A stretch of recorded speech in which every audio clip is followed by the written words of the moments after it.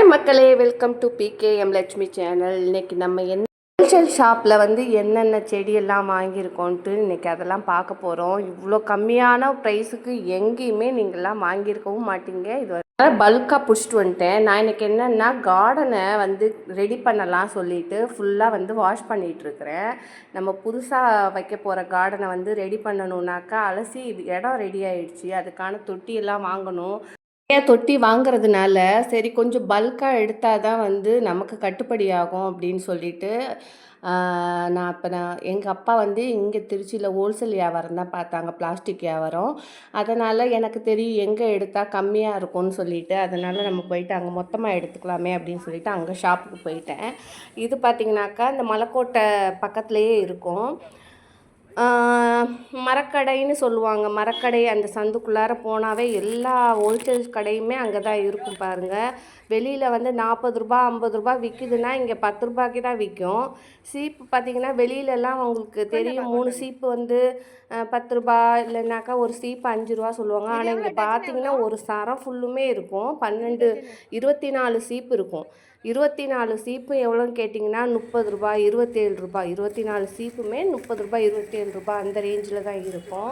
இப்போ நான் எல்லாமே ஹோல்சேலாக என்னெல்லாம் வாங்கியிருக்கேன்னு உங்களுக்கு பாருங்கள். தொட்டி வாங்கியிருக்கேன், அப்புறம் டஸ்ட்பின், நம்ம வீட்டுக்கு என்னென்ன தேவையோ அதெல்லாம் வாங்கியிருக்கேன். எதனால் இவ்வளோ வாங்கியிருக்கேன்னு கேட்டிங்கன்னா, இங்கே பார்த்திங்கன்னா 1 3 பீஸு இல்லை 6 பீஸு இல்லைன்னா 1 டஜன் அந்த மாதிரி தான் கொடுப்பாங்க. அதனால் நமக்கு 1 2ன்னு கேட்டால் கொடுக்க மாட்டாங்க. சரி தொட்டி தான் வாங்க போகிறோம், நமக்கு ஏதாவது தேவைங்கும் போது ஒரு 2 3ன்னு அந்த மாதிரி வாங்கி வச்சுக்கலாம் அப்படின்னு சொல்லிட்டு வாங்கிட்டேன். வந்துட்டோம். சரி பக்கத்துலேயே காந்தி மார்க்கெட் இருக்குது. காந்தி மார்க்கெட்டில் அப்படியே போய் காய் வாங்கிட்டு வந்துடுவோன்னு சொல்லிட்டு காயுமே எல்லாமே வாங்குவோன்னு சொல்லிட்டு கிளம்பிட்டேன். இதுதான் காந்தி மார்க்கெட்டு. இங்கே பார்த்திங்கன்னா எல்லாமே இருக்கும், பழமாக காய் பூ எல்லாமே இருக்கும். அதனால சரி இன்றைக்கி நமக்கு பெருசாக பழம்லாம் தேவை கிடையாது, காய் மட்டும் கொஞ்சம் வாங்கிக்கலாம், பூண்டு புளி இந்த மாதிரி ஐட்டம் வாங்கலாம் அப்படின்னு சொல்லிட்டு இருந்தது. அதே மாதிரி பார்த்திங்கன்னா இங்கே ரொம்பவே கம்மியாகவும் நாட்டு ரக காய்கறி எல்லாம் வச்சுருப்பாங்க. நாட்டு ரகம் மட்டும்தான் வச்சுருப்பாங்க. அதுவும் பார்த்திங்கன்னா 10 ரூபா 20 ரூபா குட்டி குட்டி கவரில் கூட கொடுப்பாங்கன்னு சொன்னாங்க. நான் அதுக்காகவே மெயினாக போனேன். கடைசியில் பார்த்தாக்க அது மார்னிங் மட்டும்தான் இருக்கும் அப்படின்னு சொன்னாங்க. அதனால ரொம்ப கவலையாக வந்துட்டேன். சரி அப்புறமேட்டு இன்னொரு வாட்டி போகும்போது வாங்கிக்கலாம் அப்படின்னு சொல்லிட்டு. ஏன்னா நம்மக்கிட்டே பார்த்திங்கன்னா ஒரு 3/4 வாசி காய்கறி விதை இங்கே போடுறது கலெக்ட் பண்ணி வச்சுட்டேன். 1 2 பூச்செடி விதை இருந்ததுனாக்கா சரி நம்மளோட சப்ஸ்கிரைபரும் கேட்குறாங்க, நமக்கும் தேவை, சரி வாங்கிட்டு எல்லாருக்கும் ஷேர் ஃப்ரீயாகவே பண்ணலாம் அப்படிங்கிற ஒரு எண்ணத்தில் தான் போனேன். ஆனால் வாங்க முடியல. சரி நெக்ஸ்ட்டு உங்களுக்கு கண்டிப்பாக வாங்கிட்டு உங்களுக்கு நான் ஃப்ரீயாகவே கொடுக்குறேன். அப்புறம் பார்த்திங்கன்னா போனதுக்கு நிறைய காயும் வாங்கிட்டேன். அதே மாதிரி ஹோல்சேல் பொருளுமே எல்லாமே வாங்கிட்டேன். அப்புறம் பார்த்திங்கன்னா இது பாருங்கள், திருச்சி சாரதாஸில் போயிட்டு வாங்கினேன். எனக்கு அந்த கிளிப்பிங் இதோட அட்டாச் பண்ண முடியல. ஏன்னு கேட்டிங்கன்னா அது பாப்பா ஃபோனில் இருக்கிறதுனால படிச்சிட்ருக்காங்க எக்ஸாமுக்கு. அதனால் எனக்கு அனுப்ப மாட்டேன்ட்டாங்க. சரி இப்போ வீடியோ இன்றைக்கி போடணுமேன்னு சொல்லிட்டு தான் இதை போடுறேன்.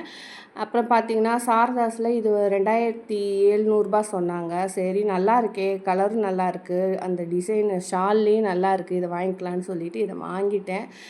அப்புறம் எனக்கு இது ரொம்ப பிடிச்சிருந்தது. சரி அப்படியே தைக்க கொடுத்துர்லாமே அப்படின்னு பார்த்தாக்கா கடைசியில் அங்கே டைலர் ஷாப்பு அவ்வளோவா பெருசாக இல்லை, உடனேவும் தைச்சி கொடுக்க மாட்டாங்க. அதனால நம்ம வாங்கிட்டு போயிட்டு அங்கே வீட்டு பக்கத்தில் இருக்கிற டைலர் ஷாப் ஏதாவது இருந்ததுன்னா நம்ம தைச்சிக்கலாம் அப்படின்னு சொல்லிட்டு வந்துட்டேன். எனக்கு இந்த கலர் ரொம்பவே நல்லா இருந்தது, ரொம்ப பிடிச்சிருந்தது. அந்த ஒரு பட்டு டிசைனில் இருக்குது. அப்புறம் இதெல்லாம் பார்த்திங்கன்னா ரொம்பவே எனக்கு ரொம்ப பிடிச்சிருந்தது. ஏன் கேட்டிங்கன்னா நம்ம இது வரைக்குமே பார்த்திங்கன்னா கிச்சனில் ப்ளைனாக அந்த டப்பா தான் வச்சுருப்பேன். போன வாட்டி கூட வீடியோவில் காமிச்சிருப்பேன். புதுசாக அதே ஷாப்பில் தான் போயிட்டு வாங்கிட்டு கொட்டி வச்சுருப்பேன். ஆனால் என்னன்னு கேட்டாக்கா அதை விட இது கொஞ்சம் அழகாக இருந்த மாதிரி இருக்குது, டிசைனாக இருக்குது. சரி இந்த வாட்டி இது வாங்கி வைக்கலாமேன்னு சொல்லிட்டு இது மாதிரி வாங்கிட்டேன். ரொம்பவே சூப்பராக இருந்தது. இல்லை எல்லா கலர்ஸ் 4 கலர்ஸ் இருந்தது. நான் 3 கலர்ஸ் மட்டும் எடுத்துக்கிட்டேன். ரொம்ப நல்லா இருக்கே அப்படி சொல்லிட்டு. இது பார்த்திங்கனாக்கா 24 ருபீஸு, 24 ரூபா ஒரு டப்பா. நல்லா இருக்கு இல்லையா? இப்போ சாதாரணமாக அந்த கண்ணாடி மாதிரி இருக்குது பாருங்கள், அதுவே பார்த்திங்கன்னா ஷாப்லலாம் பார்த்திங்கன்னா 60 ரூபா, ரொம்ப கம்மி காஸ்ட்டே பார்த்திங்கன்னா 45, 55 தான் இருக்குது. அதனால் வந்து சரி இது பரவாயில்ல இல்லையா, 24 ருபீஸ் பரவாயில்ல, பார்க்குறதுக்கும் நல்லா அழகாக இருக்குது. கிச்சனில் அப்படியே வரிசையாக அடுக்கிட்டு நான் நாளைக்கு காமிக்கிறேன். அப்புறம் ஹோம் டூர் இந்த வாட்டி போடலாம் நெக்ஸ்ட் வீடியோவில்னு. ஹோம் டூர் வேணுங்கிறவங்க எனக்கு கமெண்ட் பண்ணுங்கள். கமெண்ட் பண்ணி உங்களுக்கு கார்டன் வீடியோ போடணுமா இல்லை ஹோம் டூர் போடட்டுமா நெக்ஸ்ட் வீடியோன்னு எனக்கே தெரியல. ஆனால் ரெண்டையுமே வந்து எடிட் பண்ணி வச்சுருக்கேன். நீங்கள் கமெண்ட் பண்ணிங்கனாக்கா அதுக்கு ஏற்ற மாதிரி ஹோம் டூர் போடனாலும் போடுறேன், இல்லை நம்ம கீழே இருக்க கார்டனை போய் பார்க்கணுனாலும் பார்க்கலாம் ஃப்ரெண்ட்ஸ்.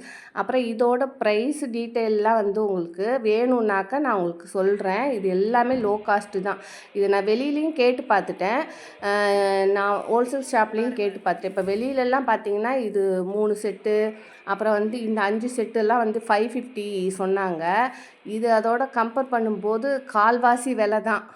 உங்களுக்கு வேணும்னா தனித்தனியாக விலை வந்து நான் சொல்கிறேன். இது இன்ன விலைக்கு வாங்கினேன், இது இன்ன விலைக்கு வாங்கினேன்னு சொன்னாக்க, திருச்சியில் இருந்தீங்கனாலும் உங்களுக்கு வந்து கண்டிப்பாக அந்த ஷாப்போட அட்ரஸ் வேணும்னா சொன்னீங்கனாக்கா நான் அனுப்பி வைக்கிறேன். அப்படி இல்லை நீங்கள் வெளியூரில் இருக்கிறீங்க, ஹோல்சேல் ஷாப்பு எனக்கு தெரியல அப்படின்னு சொன்னீங்கனாக்கா அந்த கடைக்கே நீங்கள் ஃபோன் பண்ணி அனுப்ப சொன்னால் கூட அவங்க கொரியரும் பண்ணுறாங்க. அதனால் ரொம்ப வந்து யூஸ்ஃபுல்லான வீடியோ தான் நினைக்கிறேன். வேணுங்கிறவங்க இதை நம்ம சேனலில் பாருங்கள். பார்த்துட்டு நெக்ஸ்ட்டு நீங்கள் கமெண்ட் பண்ணிங்கன்னா நான் ஷாப்போட நம்பர் கொடுக்குறேன். அதே மாதிரி வந்து பார்த்திங்கன்னா உங்களுக்கு என்ன அந்த ப்ரைஸோட டீட்டெயில் வேணாலும் நெக்ஸ்ட் வீடியோவில் போடுறேன். அப்புறம் பார்த்திங்கன்னா எனக்கு எல்லாமே வந்து நான் ஒரு சில ஐட்டம்லாம் எனக்கு 1, 2 தான் வாங்கினேன். இந்த மாப்பு இதெல்லாம் வந்து 1, 2 தான் வாங்கினேன். இந்த தொட்டி மட்டும் எனக்கு வந்து நிறையா வாங்கிட்டேன். எதனாலன்னு கேட்டிங்கன்னா, நான் உங்ககிட்ட சொல்லியிருப்பேன் அடினியம் பிளான்ட் வந்து 1 மாதம் கழித்து லைவாக வந்து நடுறதை காமிக்கிறேன், 1 மாதம் 2 மாதம்னாலும் அது தாங்கும் அப்படின்னு சொல்லியிருந்தேன். ஆனால் அதில் ஒரு 2 சிஸ்டர் என்ன சொன்னாங்க, பாவம் இல்லையா அந்த செடி வந்து அதுக்கும் உயிர் இருக்குது, அதுக்கு ஏன் தண்ணி இல்லாமல் மண் இல்லாமல் அப்படி ட்ரையாக போட்டு வச்சுருக்கீங்க, ப்ளீஸ் சிஸ்டர் நீங்கள் அனுப்புங்க சிஸ்டர் அப்படின்னு 2 சிஸ்டருமே எனக்கு வந்து ரிக்வஸ்ட் பண்ணாங்க. சரி ஓகே அவங்க சொல்கிறதும் கரெக்டு தானே அப்படின்னு சொல்லிவிட்டு நான் என்ன பண்ண போகிறேன்னா, அவங்க 2 பேரோட வாய்ஸ் அவங்க பர்மிஷனோடு கேட்டு போட்டுட்டு நான் நட போகிறேன். அப்புறம் வந்து பார்த்திங்கனாக்கா சில பேர் அது இப்போ நான் ஆல்ரெடி நான் எடுத்துகிட்டு வந்தேன். இப்போ 10 டேஸ் ஆகிப்போச்சு. 10 டேஸுமே சும்மா தான் இருக்குது. அப்படியே ஒரு பெட்டியில் பாக்ஸில் போட்டு வச்சுருக்கேன், காத்தோட்டமாக போட்டு வச்சுருக்கேன். இது வரைக்கும் ஒன்றும் ப்ராப்ளம் இல்லை. இப்போ அவங்கெல்லாம் ரெக்வஸ்ட் பண்ணனால தான் நான் சீக்கிரமாக சரி பாக்ஸ் எல்லாம் வாங்கிட்டு வந்து பண்ணலான்னு சொல்லிவிட்டு நான் ஷாப்புக்கே போக வேண்டியதாகி போச்சு. அப்புறம் ஒருத்தங்க நம்ம சப்ஸ்கிரைபராக இருந்தாலும் நம்ம மதித்து அவங்க சொல்கிறத கேட்கணும் இல்லையா, அதனால தான் சரின்ட்டு இதெல்லாம் போய் வாங்கிட்டு வந்தேன். அப்புறம் எனக்கு இந்த திருச்சியில் நிறையாவே ஒரு கசப்பான சம்பவம், அதாவது ரொம்ப கஷ்டமான இதெல்லாம் எனக்கு இருக்குது. ஏன் சொல்கிறேன்னாக்கா, நான் பிறந்து வளர்ந்ததே எல்லாமே திருச்சி தான். எங்கள் வீட்டுக்கார் தான் சென்னை பிறந்து வளர்ந்ததெல்லாம். எனக்கு இங்கெல்லாம் இங்கே வருவேனான்னு எனக்கே யோசனையாக இருந்தது. கடைசியில் பார்த்திங்கன்னா வேலை விஷயமாக இங்கே வர வேண்டியதாகி போச்சு. இதெல்லாம் வந்து நான் பழைய இடம்லாம் போகும்போது எனக்கு ஒரு கஷ்டமான அந்த அனுபவம் மட்டும்தான் இருக்குது. இங்கே நான் பிறந்து வளர்ந்தேங்கிறத விட இந்த ஊரில் வந்து நான் எவ்வளோ கஷ்டத்தைப்பட்டிருக்கேன், அந்த கஷ்டப்பட்டிருக்கேன். நான் வந்து அதை பார்க்கும்போது எனக்கு வந்து ஒரு சுகமான நினைவுகளோ எதுவுமே எனக்கு கிடையாது. ஏன் இங்கே வந்தோங்கிற மாதிரி தான் எனக்கு ரொம்ப வந்து ஒரு மனசு கஷ்டமாக இருந்தது. ஏன்னா சின்ன பிள்ளையில் அவ்வளோ ஒரு கொடுமை அனுபவிச்சிருக்கேன், அவ்வளோ ஒரு டார்ச்சர் அனுபவிச்சிருக்கேன். இப்போ ஒரே ஒரு நபரால் மட்டும்தான். அந்த நபருக்கு வந்து எனக்கு சின்ன பிள்ளையிலையும் பிடிக்காது, எனக்கும் பிடிக்காது, அந்த நபருக்கும் வந்து என்னை சுத்தமாகவே பிடிக்காது. இருந்தாலும் வந்து அந்த லேடி இப்போ நான் நல்லா இருக்கிறேங்கும்போது கூட இப்போ கூட என் லைஃப்பை வந்து கெடுக்கணுன்னு தான் முயற்சி பண்ணுவாங்க. இப்போ கூட அதுக்கு நல்லது நம்ம பண்ணணும், நல்ல ஒரு சரி பரவாயில்ல, நானும் கஷ்டப்பட்டிருக்கேன், அவங்களுமே கஷ்டப்பட்டிருக்காங்க, அவங்களுமே சரி பரவாயில்ல, அவங்க கெட்டவங்களோ நல்லவங்களோ கெட்டவங்கன்னு தெரியும், இருந்தாலும் ஒரு நேரம் கஷ்டப்பட்டிருக்காங்களேன்னு நம்ம அவங்களுக்கு நல்லது பண்ணணும்னு நினச்சா கூட அவங்களுக்கு வந்து இன்னமும் நம்மளோட லைஃப்பை கெடுக்கணும், நான் நல்லா இருக்கிறத வந்து எப்படியாவது பிரித்து எங்கள் ஹஸ்பண்டையும் என்னையும் பிரித்து ஒரு என்ன ஒரு அவங்க வந்து என்னன்னே எனக்கு ஒன்றுமே புரியல. சில பேர் அந்த மாதிரி இருக்கிறாங்க. அது அவங்களுக்கு வந்து நம்ம கெட்டவங்களாக தெரிகிறோம், நமக்கு வந்து அவங்க கெட்டவங்களாக தெரிகிறாங்க. அவங்களுக்கு என்ன தான் நம்ம வந்து தவறு பண்ணியிருக்காங்க அப்படின்னு தெரிஞ்சாலும் கூட அவங்களுக்கு நல்லது பண்ணுறோன்னு தான் நினைக்கிறோம். சரி பரவாயில்ல போ, மறப்போம் மன்னிப்போங்கிற மாதிரி நம்ம அதை வந்து கசப்பான அனுபவத்தை மறக்கணும்னு முயற்சி பண்ணி தான் வந்து நான் நினச்சி அவங்களுக்கு நல்லது பண்ணுறேன். ஆனால் அவங்களுக்கு என்ன எண்ணம்னாக்கா, நம்மளும் கஷ்டப்பட்டோம், அவளும் கஷ்டப்பட்டோம். இன்றைக்கி அவள் நல்லா இருக்கா, நம்ம கஷ்டப்பட்டுக்கிட்டே தானே இருக்கோம். அதனால் வந்து அவள் லைஃப்பை எப்படியாவது கெடுத்துடணும், அவள் இப்படியெல்லாம் வாழ்கிறாங்கிற மாதிரி தான் திங்க் பண்ணுறாங்க.